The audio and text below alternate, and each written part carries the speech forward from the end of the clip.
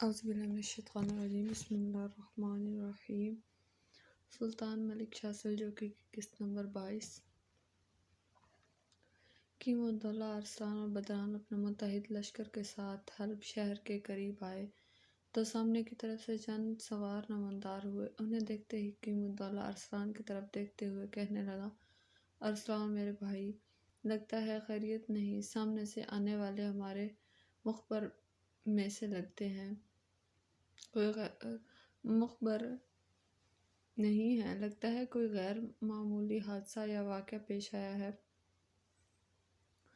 اگر ایسا نہ ہوتا تو یہ حلب شہر ہی میں ہمارا انتظار کرتے، کوئی معمولی بات ہوتی تو شہر میں داخل ہونے کے بعد اس کا ہم پر انکشاف کر سکتے تھے۔ شہر سے باہر نکل کر ان کا سامنے آنا کسی علت کی وجہ کے بغیر نہیں ہو سکتا۔ جب وہ قریب آئے تو قیم الدولہ ارسلان بدران نے مشورہ کر کے لشکر کو وہاں روک دیا۔ سامنے کی طرف سے آنے والے مخبر جب قریب آئے تو قیم الدولہ نے انہیں مخاطب کیا: عزیزو، شہر حلب سے باہر تمہارا اس طرح ہمارے سامنے آنا کسی وجہ کے بغیر ہو گیا ہے، کیا بات ہے؟ اس پر ان میں سے ایک کہنے لگا: ہم باقی کسی علت کے بغیر نہیں آئے، سمرقند میں ہمارے خلاف بغاوت ہو چکی ہے اور اس بغاوت میں بخارا بھی شامل ہو چکا ہے۔ سلطان نے احمد خان بن خضر جس شخص کو سمرقند کا حاکم بنایا تھا وہ ایسا نہیں نکلا جیسا سلطان امید رکھتا تھا۔ ہم جس وقت اسے سمرقند کا والی مقرر کیا گیا تھا اس وقت یہ بڑا پارسا، بڑا شریف النفس دکھائی دیتا تھا۔ وہ ایک جابر اور اخلاق باختہ حاکم نکلا۔ اس نے نہ صرف یہ کہ سمرقند کے لوگوں پر بے جا ظلم کیے، سختیاں کی، ان کی زندگیوں کو جہنم بنا کے رکھ دیا، اور اس پر مستنصرات کہ اس نے سلجوق سلطنت کے خلاف علم بغاوت بلند کر دیا ہے، بخارا کو بھی اپنے ساتھ ملا لیا ہے۔ اس طرح وہ سلجوقیوں سے بغاوت کر کے سمرقند اور بخارا میں ایک علیحدہ سلطنت قائم کرنا چاہتا ہے۔ سمرقند کے کچھ علماء جو سمرقند کے حاکم احمد خان کے مظالم سے بڑے نالاں تھے، انہوں نے خفیہ طور پر سمرقند سے نکلے اور سلطان ملک شاہ سلجوقی کی خدمت میں حاضر ہوئے۔ احمد خان کے مظالم کے علاوہ سلجوقی سلطنت کے خلاف اس کی بغاوت کی اطلاع سلطان کو دی گئی۔ اب سلطان نے سمرقند اور بخارا پر حملہ آور ہونے کا فیصلہ کر لیا ہے۔ ہم سیدھے سلطان کی طرف سے آ رہے ہیں۔ جو پیغام سلطان نے ہمارے ہاتھوں آپ کے لیے بھجوایا وہ یہ کہ امیر قیم الدولہ سلطان کے فیصلے کے مطابق آپ حلب میں رہیں۔ جو لشکر آپ کی تحویل میں دیا گیا ہے وہ آپ کے پاس ہی رہے گا، اور جو لشکر اس وقت امیر ارسلان بدران کے ساتھ ہے اس کے متعلق سلطان کا حکم ہے کہ وہ ان میں سے آن ملے۔ اس طرح امیر ارسلان اور بدران دونوں کو سلطان کے لشکر میں شامل ہو کر سمرقند کی مہم میں حصہ لینا ہوگا۔ سلطان نے جو لائحہ عمل ہمیں بتایا ہے اس کے مطابق سلطان اس شاہراہ پر سفر کرے گا جو نیشاپور سے نخشیب کی طرف جاتی ہے۔ سلطان نے ہمیں یہ بھی حکم دیا تھا کہ ہم ارسلان اور بدران سے کہیں کہ وہ جو شاہراہ نیشاپور سے نخشب کی طرف جاتی ہے اس کے درمیانی حصے میں ایک چوراہا ہے، وہاں سے ایک شاہراہ تو سیدھی نخشب کی طرف چلی جاتی ہے، ایک دائیں جانب بلخ کا رخ کرتی ہے اور ایک بائیں ہاتھ خوارزم کی طرف جاتی ہے۔ سلطان کا کہنا تھا کہ وہ اپنے لشکر کے ساتھ اسی چوراہے پر خیمہ زن ہو گیا ہے، ارسلان اور بدران کا انتظار کرے گا۔ مخبر کے خاموش ہو جانے پر ارسلان لمحہ بھر کے لیے گہرے سوچ میں پڑ گیا، پھر گردن سیدھی کر کے کچھ کہنا ہی چاہتا تھا کہ اس سے پہلے ہی قیم الدولہ نے اس کی طرف دیکھتے ہوئے کہنا شروع کیا: ارسلان میرے بھائی، زیادہ تفکرات میں پڑنے کی ضرورت نہیں۔ سمرقند میں اس سے پہلے بھی بغاوتیں کھڑی ہوتی رہی ہیں اور وہ لوگ بغاوتوں کے بہت شوقین اور شجاع ہیں۔ اس بار بھی خداوند نے چاہا تو ان کی بغاوت کو بری طرح کچل کر رکھ دیا جائے گا۔ دیکھو، پہلے پورے لشکر کے ساتھ حلب شہر میں داخل ہوتے ہیں، لشکریوں کو ستانے کا موقع فراہم کرتے ہیں، عشاء کی نماز کے بعد تم اور بدران اپنے لشکر کے ساتھ یہاں سے کوچ کر جانا۔ اتنی دیر تک لشکری آرام بھی کر لیں گے۔ ساتھ ہی یہاں سے رسید کے سماع کا بھی اہتمام کر لیا جائے گا۔ ارسلان اور بدران دونوں نے قیمت الدولہ کی اس تجویز سے اتفاق کیا، پھر تینوں اپنے متحد لشکر کو لے کر حلب شہر میں داخل ہو گئے تھے۔ شہر میں داخل ہونے کے بعد قیمت الدولہ ارسلان اور بدران نے سب سے پہلے اس لشکر کے آرام کا اہتمام کیا جو ان کے ساتھ آیا تھا۔ پھر ارسلان اور بدران دونوں اپنی کوچ کی بھی تیاریاں کرتے رہے۔ شہر سے مناسب سامان رسید کا اہتمام کیا۔ سارے انتظامات کرتے کرتے دن گزر گیا تھا۔ مغرب کی نماز کے بعد ارسلان اخیموت، سفینہ، غریاد اور زوبا کے خیمے میں داخل ہوا۔ چاروں اسے دیکھتے ہی کھڑے ہو گئے۔ ان کی حالت سے لگتا تھا جیسے وہ بڑی بے چینی اور بڑی بے تابی سے اس کا انتظار کر رہے ہوں۔ سلام کہتے ہوئے ارسلان آگے بڑھ کر اخیموت کے پہلو میں بیٹھ گیا۔ گفتگو کا آغاز زوبا کرنا چاہتی تھی کہ اس سے پہلے ہی اخیموت بول اٹھا۔ بیٹے، تمہارا لشکر تو کافی دیر سے اس شہر میں داخل ہو چکا ہے اور تم اب ہمارے پاس آ رہے ہو۔ ہم چاروں تمہارے متعلق بہت فکر مند تھے، اور پھر لشکر میں یہ بھی خبر اڑی ہوئی ہے کہ سمرقند اور بخارا میں سلطان کے خلاف بغاوت اٹھ کھڑی ہوئی ہے، اور یہ کہ تم اور بدران اپنے لشکر کے ساتھ اس سمت روانہ ہو گئے ہو، اور سلطان پہلے ہی اپنے لشکر کے ساتھ سمرقند کی طرف کوچ کر چکا ہے۔ ہمیں یہ بھی خبر مل گئی ہے کہ تم نے، بدران اور قیمت اللہ نے امر موسیٰ کا خاتمہ کر دیا ہے۔ بیٹے، اس کے لیے تمہیں جتنی مبارک تو کم ہے۔ اخیموت جب خاموش ہوا تب ارسلان بولا، محترم اخیموت، اب آپ لوگوں کو امر موسیٰ اور اس کے کسی فدائی سے کوئی خطرہ، خوف اور ڈر نہیں ہے۔ کوہستان قزوین کے اندر ہم نے نہ صرف یہ کہ امر موسیٰ اور اس کے سارے فدائیوں کا خاتمہ کر دیا ہے، ایک طرح سے اس کی تحریک کو ہی ہم نے دفن کر دیا ہے۔ کوہستانی سلسلے کے اندر جو اس نے اپنا مسکن بنا رکھا تھا، اس کو بھی ہم نے تباہ و برباد کر دیا ہے، اور اس میں جو کچھ تھا اس پر ہم نے قبضہ کر لیا ہے۔ میں واقعی بدران کے اور اپنے لشکروں کو لے کر یہاں سے عشاء کی نماز کے بعد روانہ ہوں گا۔ سلطان اپنے حصے کے لشکر کے ساتھ نشاپور سے نخشب کی طرف جانے والی شاہراہ کے بیچ میں پڑاؤ کر کے میرا انتظار کرے گا۔ وہیں میں سلطان سے جا کر ملوں گا۔ لمحہ بھر کے لیے ارسلان رکا، پھر کہتا چلا گیا، محترم اخیموت، اس وقت میں آپ لوگوں کے خیمے میں اس لیے آیا ہوں کہ میں چاہتا ہوں کہ جب میں عشاء کے بعد لشکر کے ساتھ سمرقند جانے کے لیے کوچ کروں، آپ چاروں بھی یہاں سے نشاپور کی طرف کوچ کر جائیں۔ میں اب بھی میرے ساتھ روانہ ہوں گے۔ آپ لوگوں کو نشاپور چھوڑ کر میں آگے نکل جاؤں گا۔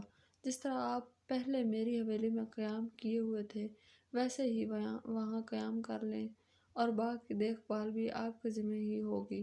ممکن ہے اس بار سمرقند کی بغاوت طول پکڑ جائے۔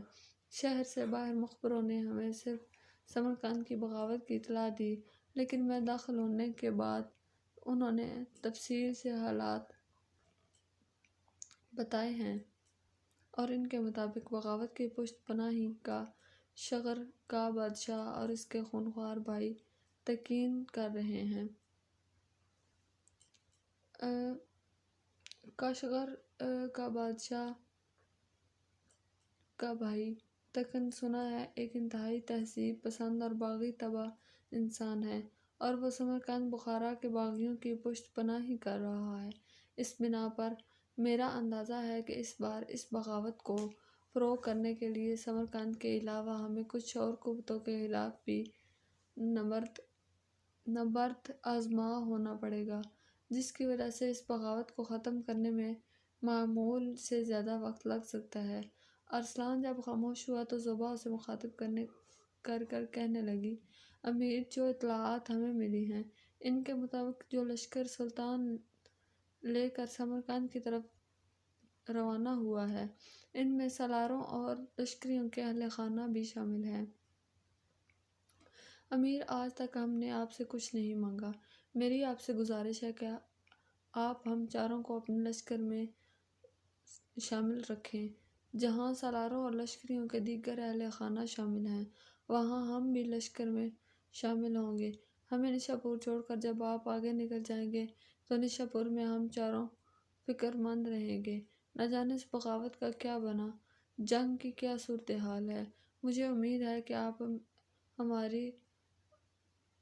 ہماری درخواست کو ٹھکرائیں گے نہیں۔ زوبا جب خاموش ہوئی تو تیز نگاہوں سے اس کی طرف دیکھتے ہوئے ارسلان کہنے لگا، زوبا، یہ تم اکیلی کا فیصلہ ہے۔ اپنی اس خواہش میں تم کیوں ان تینوں کو بھی اپنے مصیبتوں اور دکھوں میں مبتلا کرتی ہو؟ میں یہی چاہوں گا کہ تم چاروں جا کر نشاپور میں آرام اور سکون سے رہو۔ یہاں تک کہتے کہتے ارسلان کو رک جانا پڑا، اس لیے کہ بیچ میں خیموت بول اٹھا، ارسلان بیٹے، یہ اکیلی زوبا کا فیصلہ نہیں ہے، بلکہ تمہارے یہاں آنے سے پہلے ہی اس موضوع پر ہم گفتگو کر رہے تھے اور ہم چاروں نے یہ فیصلہ کیا تھا کہ ہم نشاپور نہیں جائیں گے بلکہ تمہارے ساتھ لشکر میں شامل رہیں گے، اور یہ خواہش اکیلی زوبا کی نہیں ہے، ہم چاروں اس خواہش میں شامل ہیں۔ بیٹے، یوں جانو یہ ہمارا آخری فیصلہ ہے اور اسے تم ٹھکراؤ گے نہیں، ہم تمہارے ساتھ جائیں گے۔ ارسلان خاموش ہو رہا۔ اس کی خاموشی بتاتی تھی کہ وہ ان کے فیصلے سے متفق ہے۔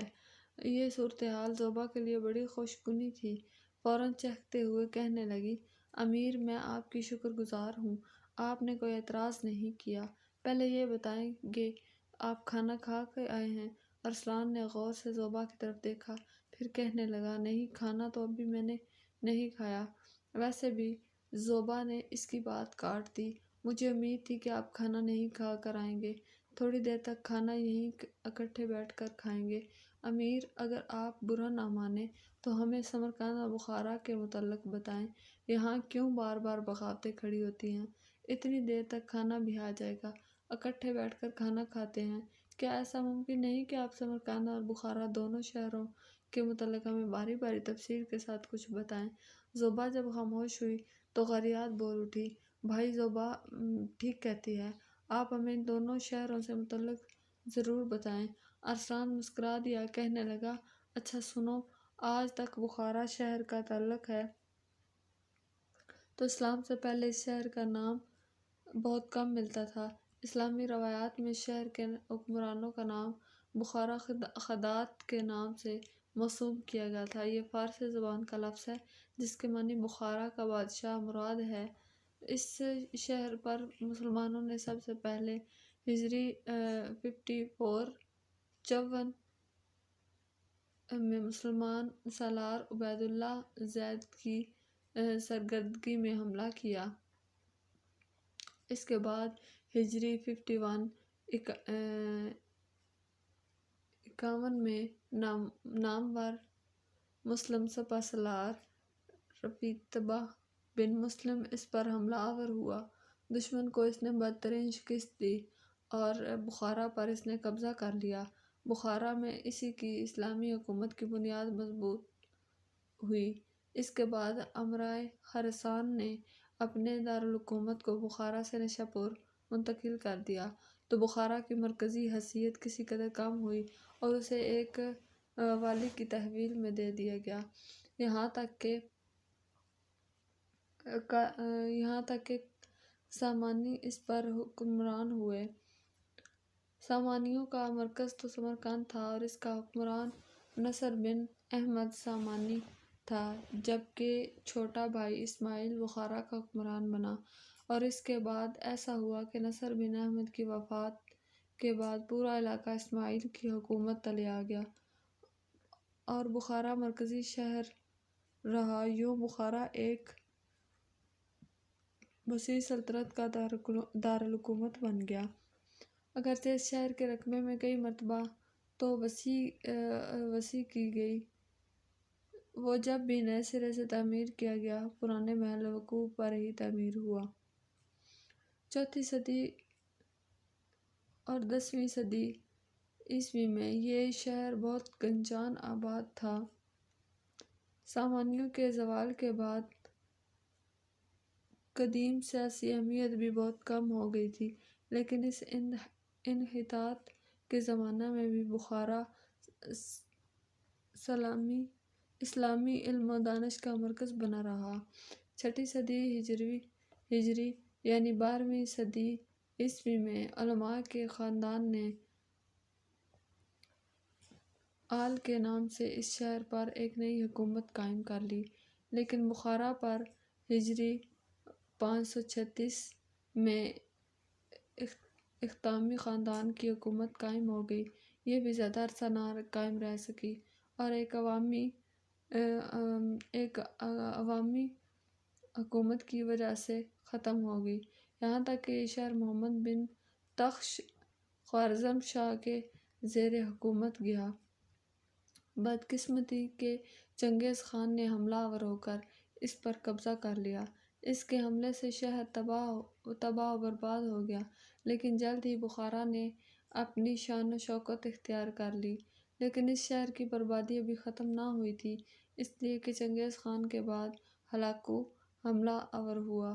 اس نے شہر پر قبضہ کر لیا اور یہاں ایک ایل خانی حکومت قائم کر لی۔ مزید بدقسمتی ہلاکو خان کے بعد اس کا بیٹا اباقا حملہ آور ہوا اور ایک بار پھر اس نے بخارا کو تباہ و برباد کر دیا۔ لیکن اس شہر کی خوش قسمتی کہ ایک بار پھر تعمیر و آباد کر دیا گیا۔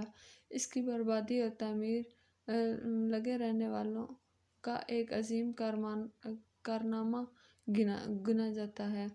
پھر مرور زمانہ کے ساتھ یہاں ایران کا بادشاہ نادر شاہ قابض ہو گیا۔ اس کے بعد بدقسمتی کہ روسی ان علاقوں میں اپنے قدم جمانے لگے۔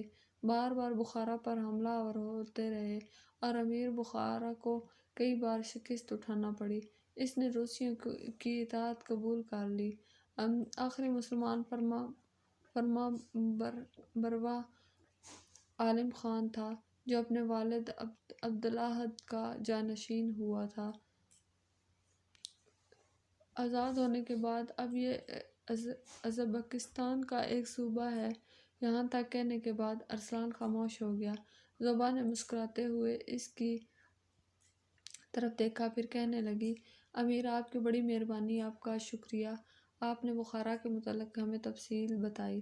اگر آپ زحمت محسوس نہ کریں تو اسی طرح کی تھوڑی سی تفصیل ہمیں سمرقند کی بھی بتا دیں۔ ارسلان مسکرایا، پھر دوبارہ ان چاروں کو مخاطب کرکے وہ کہنے لگا، سمرقند شہر دریائے سندھ کے جنوبی کنارے پر واقع ہے۔ اس شہر کو عموماً لوگ فردوس کے نام سے بھی پکارتے ہیں۔ مسلمانوں کے اس شہر پر قبضہ کرنے سے قبل شہر مقامی حکمرانوں کو ترخون کہہ کر پکارا جاتا تھا۔ اس طویل محاصرہ کے بعد مسلم سپہ سالار بن مسلم نے اس شہر پر قبضہ کیا اور اس شہر کے سابق حکمران غورک کو سمرقند کے تخت پر رکھا، لیکن اس کے ساتھ ہی ساتھ ایک طاقتور عسکری مسلم جمعیت بھی سمرقند میں اس کے ساتھ متعین کی، تاکہ سمرقند کے لوگ پھر مسلمانوں کے خلاف اٹھ نہ کھڑے ہوں۔ بعد میں بخارا کے ساتھ مل کر آئندہ فتوحات تو تبلیغ اشاعت اسلام کا ایک اہم مرکز بنا رہا۔ 204 ہجری میں مامون الرشید نے ایک شخص اسد بن سامانی کے بیٹوں کو ولایت سونپی، انہی کی وجہ سے یہاں سامانی حکومت قائم ہوئی۔ ایک عرصہ تک یہ شہر خاندان کے پاس رہا، یہاں تک کہ اسماعیل بن احمد سامانی نے یہاں ایک مستحکم حکومت قائم کی، اور اس حکومت کے درمیان سمرقند اور بخارا کو بہت عروج حاصل ہوا۔ منگولوں کے حملہ آور ہونے کے باعث اس شہر کو بھی بڑا نقصان اٹھانا پڑا تھا۔ اس حکومت ہی میں تیمور لنگ کے حکمران ہونے کے باعث اس نے پہلی حیثیت دوبارہ حاصل کر لی۔ لنگ اور اس کے جانشینوں کے دور میں سمرقند کو بڑا عروج حاصل ہوا۔ اسلامی ممالک تجارتی ثقافتی مرکز کے طور پر سمرقند کو ہمیشہ بڑی اہمیت حاصل رہی۔ سمرقند شہر دراصل 2 حصوں میں تقسیم کیا جاتا ہے، ایک شہر ایک قلعہ اور دوسرا مضافاتی حصہ۔ قلعہ شہر کے جنوب میں دوسرے علاقوں کی نسبت زیادہ اونچائی پر اور اصل شہر ایک پہاڑی پر بنایا گیا ہے۔ سمرقند کا کاغذ بہت مشہور ہے اور سب شہروں میں اس کی کاغذ کی بڑی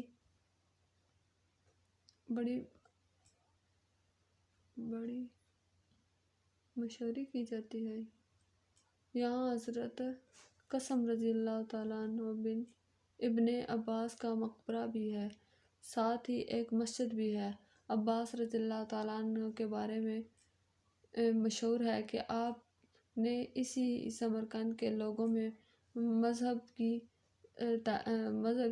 تبلیغ کی، جس کے نتیجے میں بیشتر اہل شہر مسلمان ہو گئے۔ یہاں تک کہ کہنے کے بعد ارسلان خاموش ہوا، کچھ سوچا، پھر کہنے لگا، بخارا اور سمرقند کے متعلق میں جس قدر جانتا تھا وہ میں نے آپ لوگوں سے کہہ دیا ہے۔ میرے خیال میں جاتا ہوں، کھانے کا اہتمام کرتا ہوں، اس لیے کہ مجھے بھوک لگی ہے۔ اس کے ساتھ ہی کسی کے جواب کا انتظار کیے بغیر ارسلان وہاں سے اٹھ گیا۔ تھوڑی دیر بعد وہ لوٹا، اس کے ساتھ کچھ جوان تھے جو کھانے کے برتن اٹھائے آئے۔ سب نے مل کر کھانا کھایا اور اسی رات ارسلان اور بدران اپنے لشکر کو لے کر وہاں سے کوچ کر گئے تھے۔ اخیموس، سفینہ، غریاد اور زوبا بھی لشکر میں شامل تھے۔ اعوذ باللہ من الشیطان الرجیم، بسم اللہ الرحمن الرحیم۔ سلطان ملک شاہ سلجوقی کی قسط نمبر 22۔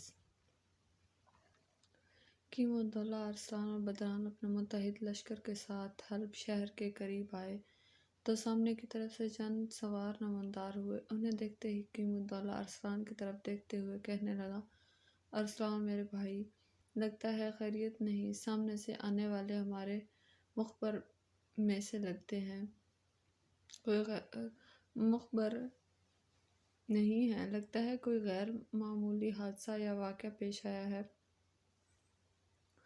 اگر ایسا نہ ہوتا تو یہ حلب شہر ہی میں ہمارا انتظار کرتے، کوئی معمولی بات ہوتی تو شہر میں داخل ہونے کے بعد اس کا ہم پر